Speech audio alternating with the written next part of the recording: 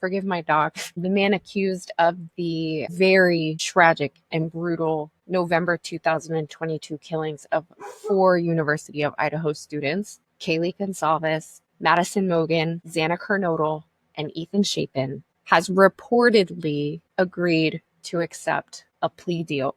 Now, again, I did not see this coming. I really didn't. Maybe the signs were there. I know there have been a lot of motions filed on the side of the defense that just it hasn't played out for them in the way that they were obviously hoping. Suppression of certain evidence. They did try to throw out the alternate suspect theory, and I know that motion. I think that motion got denied. And we're talking about this is just weeks before his capital murder trial is set to begin. And so here we are.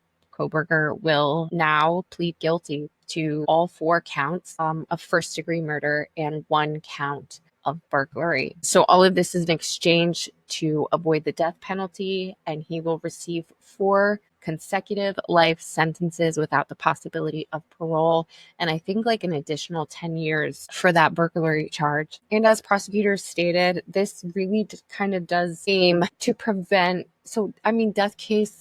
death penalty cases can just, sorry guys, I'm a mess, can really just go on for decades after conviction. You have all the litigations and all the post-conviction appeals and things of that nature. And I think this is their way of really just being able to, as they said, seek a definitive resolution. However, you have to keep in mind that for these grieving families, what I'm reading is that this news is met with some very deep anguish, that family members are feeling really upset at the state of Idaho. They're just not feeling like this is the outcome that they wanted, or the justice that they wanted to see done for their loved ones.